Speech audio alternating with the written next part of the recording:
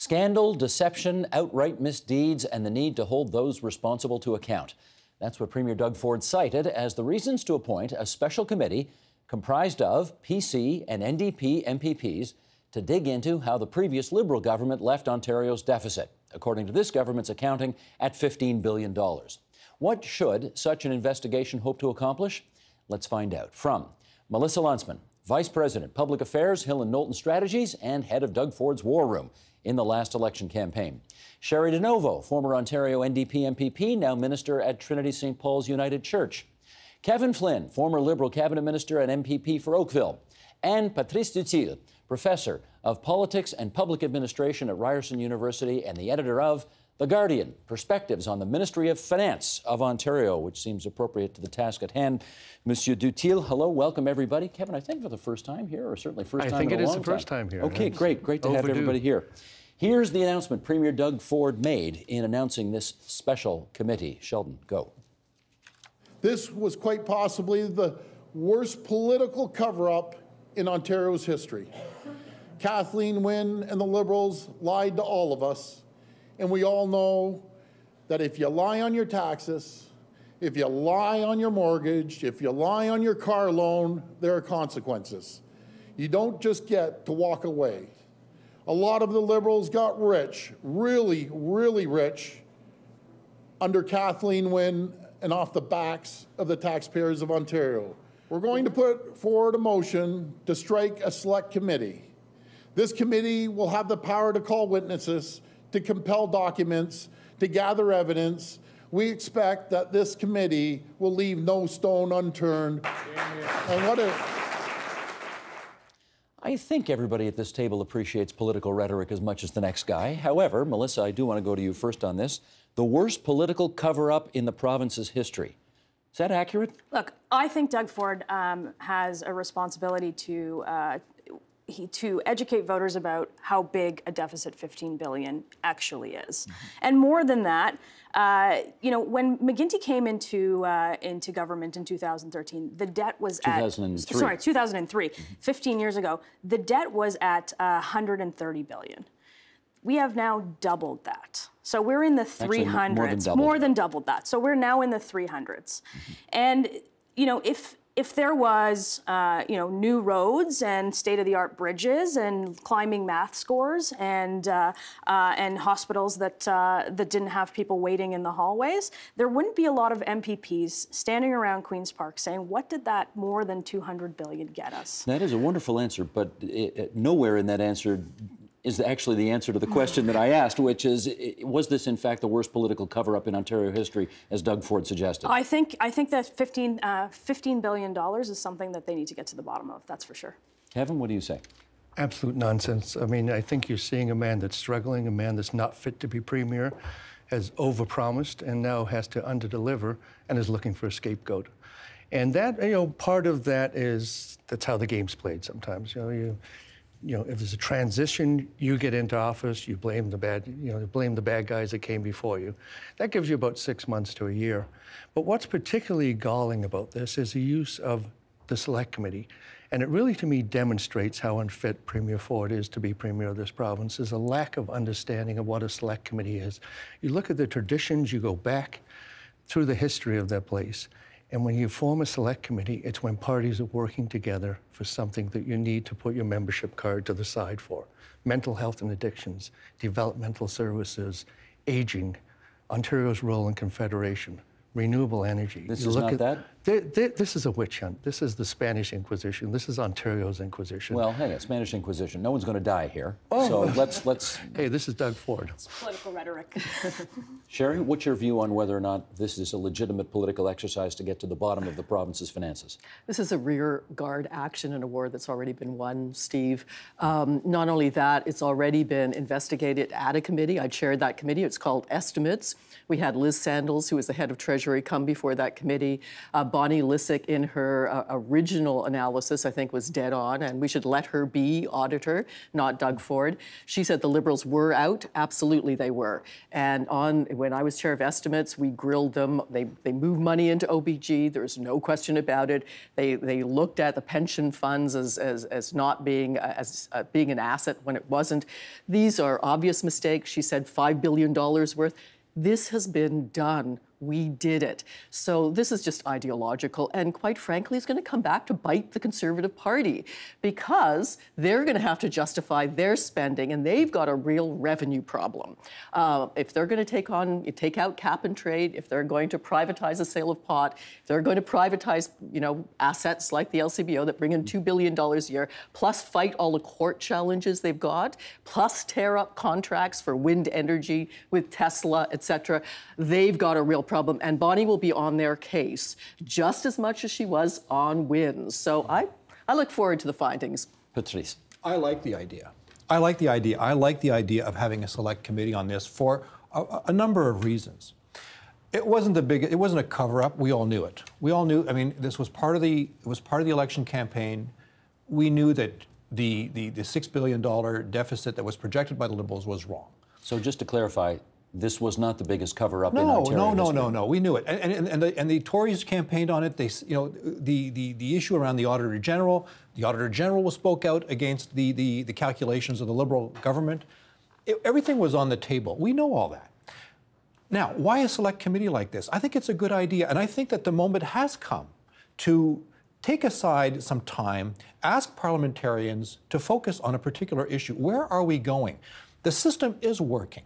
We have in Ontario, like in most parliamentary democracies, a number of committees that look at the budget. We have a committee on finance and the economy. It welcomes insights on what the budget should be annually.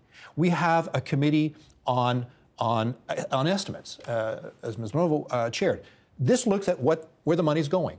Where is the money going in the next year? And then we have a public accounts committee. Where has the money gone? Our parliamentarians are equipped to do the job. They've done the job, or have they done the job? This is about transparency. How can we communicate where the budget of Ontario is going to Ontarians? All right, and this is an opportunity to step back and say, look, is there something wrong with our parliamentary committee, our committee system? Should we be doing more? How can we go about things differently? Okay, for argument's sake, Patrice, let's say you're right and that this committee does have an important mandate to fulfill. This committee will be looking at the record of the previous Liberal government. There are 6 progressive Conservatives on this committee, 3 New Democrats on this committee, and 0 Liberals on this committee. Oh, I'm not saying it's going to be fair. I'm just saying this is an opportunity. I'm just saying this is an opportunity to go beyond what the mandate of the committee has been set as by the Premier. I'd like the committee to go deeper. They're only going to be on for a month and a bit. Yeah. Why not take? I mean, they'll be able to dispatch the knowledge on the Liberal budget. As I say, there's no mystery there. But what they do have to do is look at the way Parliament is looking at budgets. If there's a problem with it, let's air it out. Okay, let's find new ways of doing things. I want to get back to Melissa on this issue of whether or not it is fair and/or sporting to put the previous Liberal government in the crosshairs and give them no representation on this committee to defend themselves. Well, I'll deal with that. The Liberals don't have party status, and that's not a decision of the government, that's a decision of the voters. But like Sherry said, we don't have a revenue problem in Ontario. We actually have a spending problem.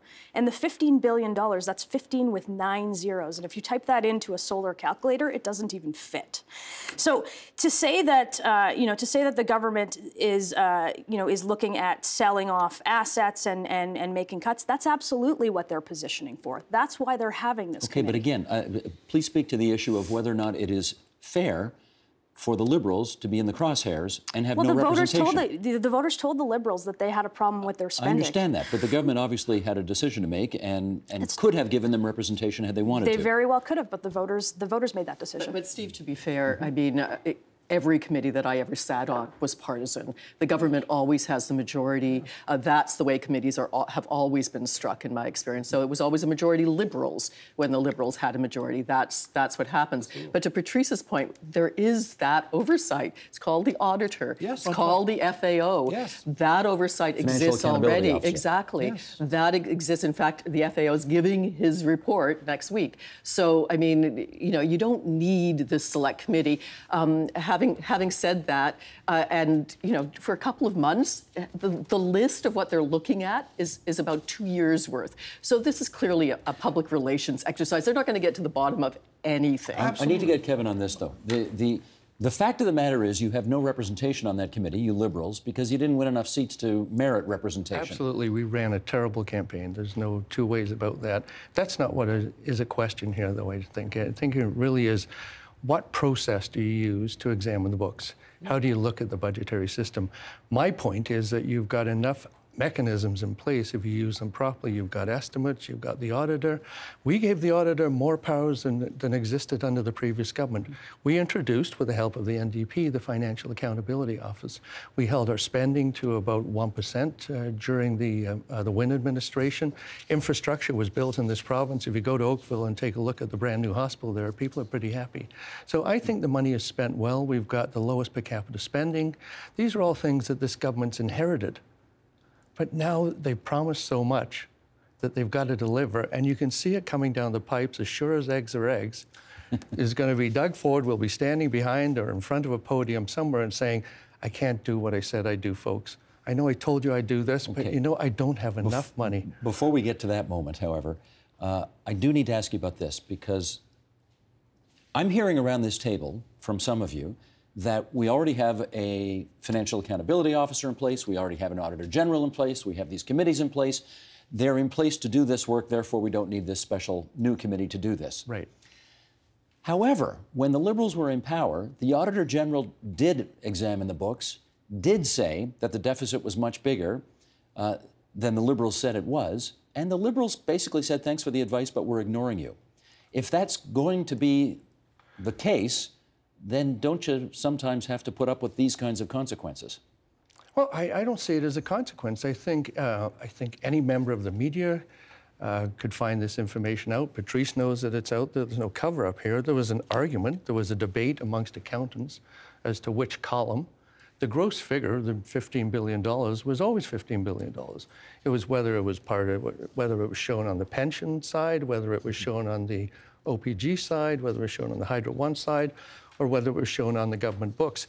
The overall number was always agreed upon. It really was an internal debate between accounting companies, KPMG and others, and the provincial auditor, and does that matter? The system worked. The people of Ontario pronounced themselves and they said, we don't like the accounting principles of the Liberal Party and we're throwing them out. And it was unequivocal. So political accountability ruled at the end of the day. It worked. The system worked. The system worked. But I'm saying there's got to be an opportunity here for the Ontario legislature, the members of the provincial parliament, to look at their process and see if there's a way of doing better. You think that's what's going to happen here? I hope so. I don't know. I wish. I'm here to say I wish it were. I wish it were. No. And I think that we should have more select committees. We have not had a select committee, for example, on healthcare in 40 years.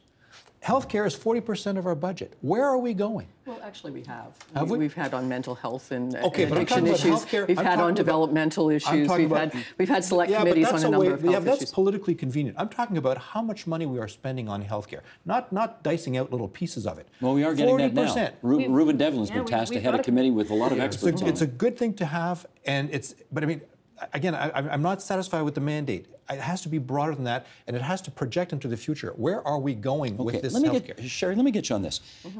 I think it's pretty clear what the mandate of the Progressive Conservatives on this committee will be, right? I mean, new government coming in obviously has a political interest in kind of demonizing the predecessor government. I mean, everybody does that. We get that.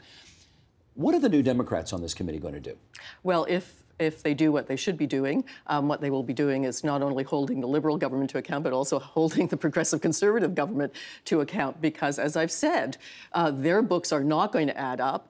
They've got a serious problem already coming out the gate because, again, if they're going to cancel cap and trade, if they're going to privatize the sale of pot, if they're going to, get rid of the LCBO, which is in the wind, if they're going to sue the federal government and lose lawsuits with companies like Tesla, talk about not being open for business in Ontario, if they're going to cancel and tear up wind contracts, they've got some real problems in terms of balancing their own books. So I would like to know what will come out of this for the PC party. So if the NDP plays their cards right, they'll start talking about the books as they stand right now in light of what went wrong before, because there's no question did go wrong before. The question is, moving ahead now, how do we make it right? And it ain't going to add up for them. But do the New Democrats have an interest in embarrassing the Liberals as well as the PCs have an interest in embarrassing the Liberals? Well, again, rearguard action against a war already won. I mean, I think what most Ontarians, progressive Ontarians who did not vote, most Ontarians did not vote for Doug Ford. I mean, what most Ontarians want to see on the progressive side of the balance sheet, if you will, is exactly what's going to be happening with this government. They don't want to look back, they want to look ahead, and they want to know how their paycheck's going to be cut. They've already cut, the paychecks of those who are the poorest. They're about to cut the paychecks of over 1 million people who make minimum wage. So they want to know who Doug Ford is for. He says for the people, and right now it looks like he's just for the wealthy people. So that's what New Democrats will focus on. I'm curious, Melissa, your take on whether or not the politics of this committee suggest nothing more than an opportunity to remind everybody of how awful the Liberals were, and the Conservatives are basically setting up this committee to do that, and pretty much that's it. The Conservatives are setting it up for a number of reasons. Yes, it's to say that $15 billion of deficit is unacceptable, and it's to restore trust and accountability back into government and to make sure that they themselves aren't offside. This holds them to account the same way that it holds past governments to account. And the NDP should absolutely support that. How do the Liberals intend to, since they don't have membership on the committee, do you have any idea, how do they intend to defend themselves while this is transpiring? Well, I'm not sure we have to defend ourselves. I think the facts are on the table. Patrice is clear about that. There's nothing that people don't know already. What you've done is take 6 very inexperienced legislators, I'm not sure they know where the bathroom is yet, and you've sent them off down a select committee process road, which generally you leave your membership card at the door. These guys will be walking into that room with their membership card stamped on their foreheads, I think. This is an exercise that's being driven by the Premier's office. Select committees in the past are always driven by the legislature itself, by the members. You don't listen to the leader's office. You don't listen to the opposition leader's office. You go in there as just an ordinary person that lives in Ontario, that's got the privilege of being elected, and you have to make a decision or you have to turn something around on a problem that's of such a magnitude that it needs everybody's input, and you need to take that partisanship out of it. This is one of the most partisan exercises I've ever seen. I think all it is a precursor for the cuts that the Ford administration is going to be forced to make or to run its own deficits. Patrice, I understand what your hopes are for this thing, but you've heard Kevin say that he sees this as nothing more than a partisan exercise. Do you fear that could be the takeaway at the end of the day? It is a partisan. It's politics, people. It's politics. I mean, why not? The government is allowed to do this. They're making good use of Parliament. I think they're making good use of Parliament. If it's just going to be another kick at the can, at the Liberal can, it'll be forgotten instantly. Maybe you'll have a little report on it, a little discussion. It'll be forgotten in a week. It'll be forgotten before Christmas. This is an opportunity to do things, to set things right, to maybe set a different kind of mind cast on the budget, to establish, this is the reality. We have a $15 billion deficit. You believe that number? Oh, I have no reason to dispute it. I mean, the Auditor General has spoken. I follow the Auditor General. She didn't put it that high. Well, okay, is it 40? Well, yes, but the Financial Accountability Officer is saying it's around $15 billion. I think it's actually Vic Fideli who's saying it's around $15 billion. No, I think, no. And there's a prediction that the Ontario debt will be close to $400 billion within 2 years. These are serious numbers. For anybody who's concerned about the fiscality of Ontario, these are serious numbers. And so, yeah, I think that the Conservatives, the Progressive Conservative government knows that whatever promises it may have articulated during the campaign are going to be really difficult to meet. It's going to be very difficult to meet. We have a still sluggish economy. Between 2010 and 2020, all things averaged, we're growing at about 2% a year. That's not a whole lot. We have a new trade agreement with the Americans. What is going to be the consequence of that? We do have a revenue problem. The economy is not growing fast enough. Our expenses are growing at a much greater clip. Healthcare, I come back to that. It's going to be the albatross around our neck. Let me get Kevin on this. There is a lot of conventional wisdom around the province of Ontario today which suggests that for the $320 billion of debt we are carrying right now, we don't actually have that much to show for it. That's the view. I would argue with that. You want to dispute that? Absolutely. I think you've seen some of the bigger infrastructure, or the biggest infrastructure builds than you've seen in the province of Ontario. You take a look around this province at projects that people always said should be done. That highway should be widened. That hospital should be built. We need more transit. You've seen those things done. Universities, I mean, you've seen the type of spending, the investments in the right places. So it was worth going that much into debt? Debt. Boy, there's a Freudian slip. I think if you take a look at how other economies that went the austerity route fared, and you look at the province of Ontario leading the G7 in economic growth, as much as it may be sluggish, we're on top of the pile. Some of the lowest unemployment rates we've seen in decades. So in relative terms, Ontario has a very healthy economy. Does that mean you want to be in debt to your eyeballs? Absolutely not. You've got to manage that well, I think. We've run the lowest cost per capita government in the country for a number of years now. There's a lot of things to be proud of about the province of Ontario. And I'm saying that the Ford government, we blew the last election. I give you that completely. Our communications were terrible. What the Ford administration has inherited is a very healthy province, a very healthy economy. People are working, jobs are... Where is better? This from someone who got his seat. Remember the gas plant scandal? Yeah. I just got to say, I love Kevin dearly, but I mean, really, that was one of the largest scandals in Ontario's history. Scandal in the gas plant. Come on. The use of the word scandal. To look at and a legislative committee that looked at it. It's always a witch hunt. Hang on. Let's share. It was at least $1 billion. E-health at least $1 billion. Orange scandal at least $1 billion. There's no question that there were the Liberal government was scandal-plagued, and those scandals cost money. There's no question, when people, heard of, what the salaries were at Ontario Hydro, et cetera, people were shocked, and the electorate spoke. And I think that's right. And I also think that, Patrice, you're right. Everything is always partisan in politics. There's nothing that happens in politics that's not partisan, including select committees. I've sat on them. I know that for a fact. But having said that, I mean, what we're looking at here is moving forward.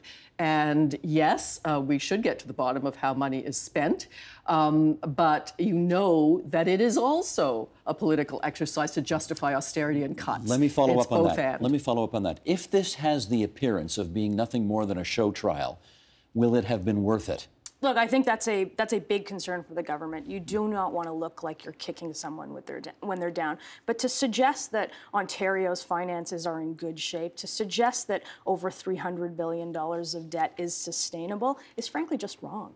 I think listen, I don't know, but the unemployment rate's the lowest it's been, I don't know, 3 decades or something like that. Getting on there, yeah. I think that was one of the things he was probably referring to when he said the economy's looking pretty good out there. Okay. And we still have $300 billion of debt that we have to service. Yes, indeed. And there's a couple ways to do that.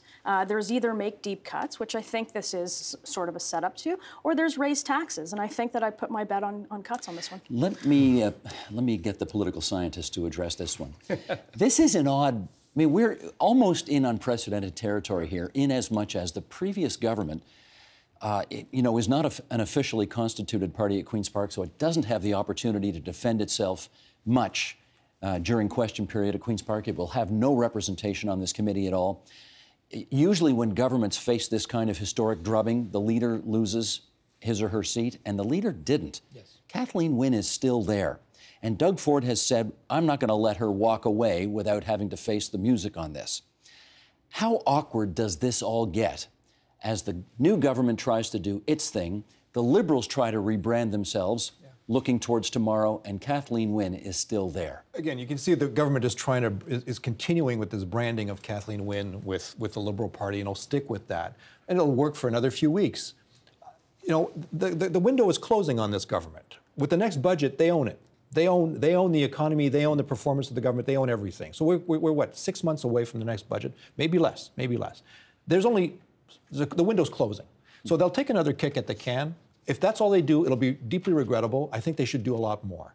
But yeah, it is unprecedented, Steve. I'm not aware of any committee looking at the history of the finances like this before. We have a tradition in this province where a new government comes in and says the cupboard is bare, it's an absolute scandal. They all do that. They all do that. The Liberals, to their credit, in 2003 brought in a new structure, asked the Auditor General to look at the books before the next election, and they did that. It has worked. They brought in the Financial Accountability Office. It's a great thing. It's working, and yet it is not working. We need more transparency. Try to find the latest committee, the latest report of the Estimates Committee. You have to dig really deep inside the website, the very good website of the Queen's Park, but you got to dig very deeply into that, and it should be more transparent. You should be able to click on it. Estimates Committee, what has been their findings, what is their report, there it is, and we know it. And we can do a lot more with this. Melissa, I want to ask you a follow-up again on the Kathleen Wynne angle here. And we did see in the United States the Republicans bring up the chant of lock her up as it related to Hillary Clinton. And at the Ford Fest, you know, he has this annual thing, hundreds if not thousands of people show up. You know, the chant did go up, lock her up as it related to Kathleen Wynne.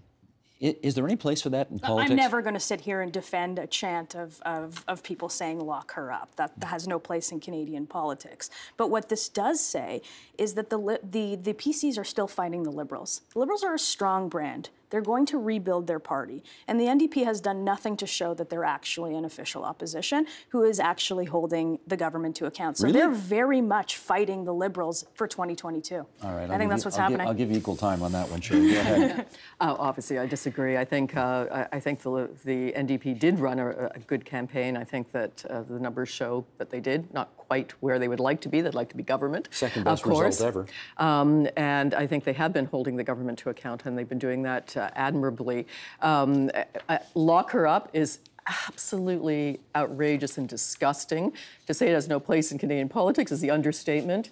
It's both homophobic and it's misogynist, and sadly speaks to some of the base, the same base that we saw, you know, standing behind Donald Trump as he attacked Dr. Ford just this last week. And I think that should horrify Canadians. I think it goes against everything that we stand for and we think we stand for.